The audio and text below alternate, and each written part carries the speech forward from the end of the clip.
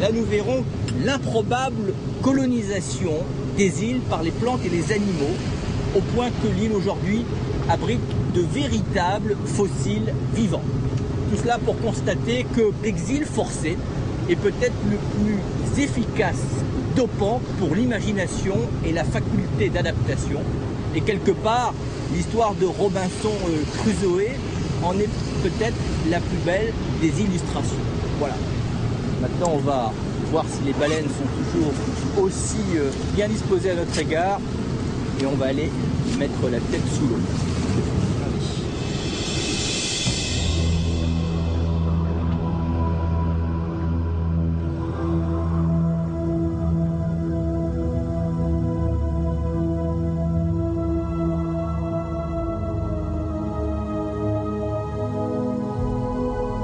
Pour une bonne cohabitation avec les baleines, les plongeurs doivent respecter certaines règles que ne manque jamais de rappeler Éric Le Borgne qui les étudie depuis une dizaine d'années. Les hommes s'invitent dans leur monde. Ils doivent se faire les plus discrets possibles et privilégier les mouvements lents. Nicolas et Laurent, simplement équipés de palmes et de tubas, ne perturbent en rien le troupeau de mégaptères. Mais ils sont bien évidemment limités par leur capacité respiratoire et ne peuvent descendre profond très longtemps. Une mère et son baleineau évoluent comme si de rien n'était, aux côtés des plongeurs. La confiance entre elle et les hommes s'est installée. Elle devrait permettre à Nicolas de vivre des instants magiques.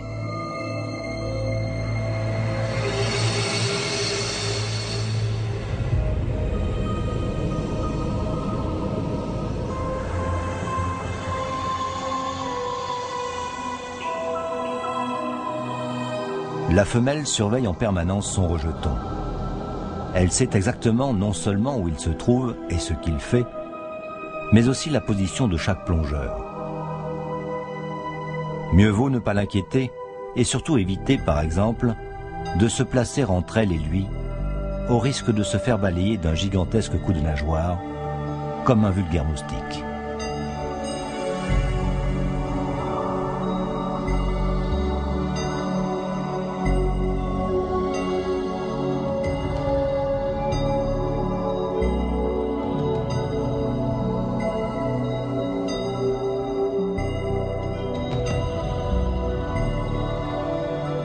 Les mégaptères, en totale confiance, se livrent à toutes sortes d'excentricités à quelques centimètres des humains.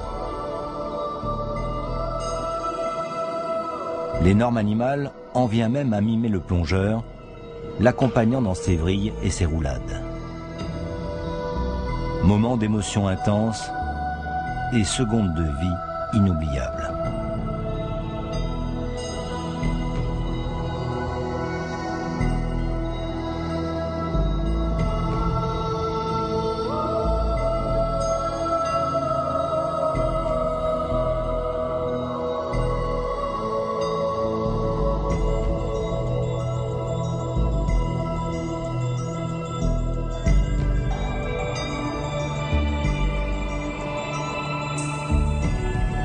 Ces monuments vivants, dont la taille pour les adultes atteint 15 à 20 mètres, affichent sous l'eau une aisance extraordinaire.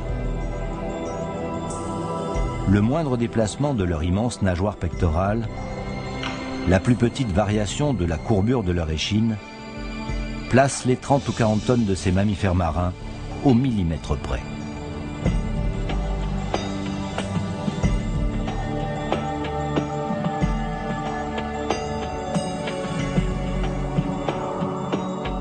Étrange, 4 baleines à bosse, vraisemblablement des femelles, sont littéralement venues se garer en étoile sur les fonds de sable clair, sans doute pour se reposer. Les mâles adoptent quant à eux dans leur phase de sommeil ou de chant une position verticale, tête tournée vers le bas.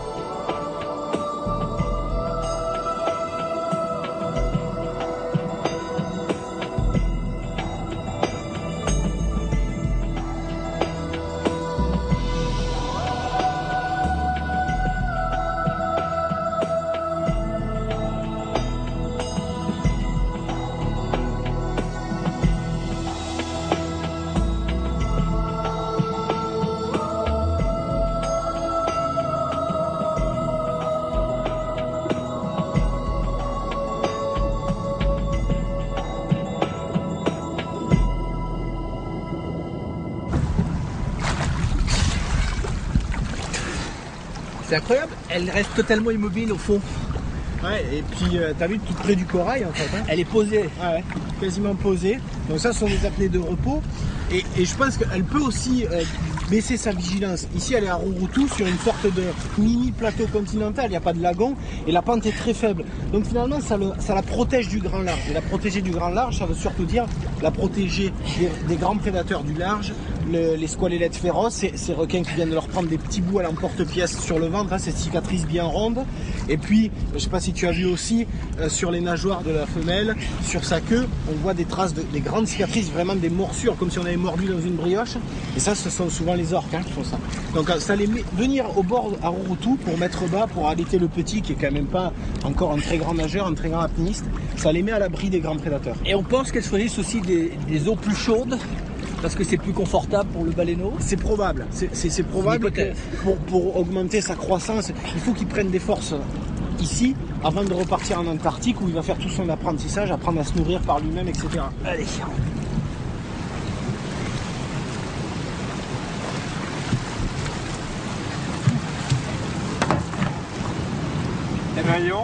T'as vu comme le baleineau, à la fin, était beaucoup plus enhardi avec nous que... C'est bien curieux en tout cas. Hein. Explique ça comment. Il y a une sorte d'imprégnation qui est en train de se faire. Voilà, tu as vu qu'on a fait une approche tout doucement, tranquillement. Tu as bien vu que le baleineau est remonté tranquillement, respiré. Et c'est vrai que quand il nous voit, bah, il est bien curieux en fait. Hein. Donc il est bien placé près de toi. Il redescend voir sa mère.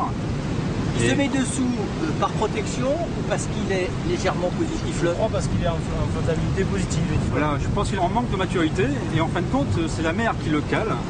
Hein, et quand il a cette envie de respirer, bah, tu as bien vu, hein, il se décroche gentiment de sa mère et il remonte comme une balle en fait. Hein. On voit bien comprendre que l'apnée du petit est beaucoup plus courte. Voilà. Il n'est pas capable de faire les apnées de sa mère. Sa mère fait des apnées de 10 à 20 minutes.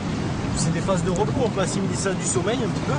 Mais le petit, lui, il a besoin de respirer, donc il est obligé de remonter de temps en temps pendant cette phase de repos. Un sommeil vigilant parce qu'elle a l'œil. Hein. Oui, on voit que rien ne lui échappe. Hein.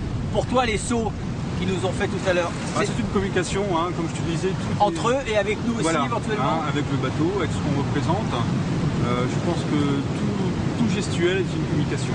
Notre comportement dans l'eau, c'est une forme de communication. Alors on n'a pas généré de stress, donc on voit tranquillement l'animal. On peut essayer, compte tenu que le premier contact, c'est pas mal établi. Tu penses qu'on peut prendre maintenant les recycleurs, c'est-à-dire ces appareils en circuit fermé qui n'émettent pas de bulles, et tenter une observation un peu plus prolongée? Pas de bulle, ça veut dire pas de bruit. D'accord. Pas de bruit, c'est sûrement une façon... avec une démarche, comme je le rappelle, quand même, d'éviter d'aller trop brusquement sur l'animal. Ok, ben on va se préparer. Bonne chance. Hein.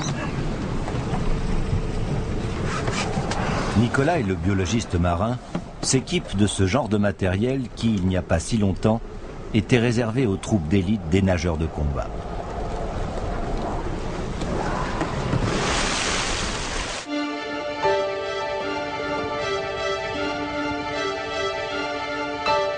Sous le bateau,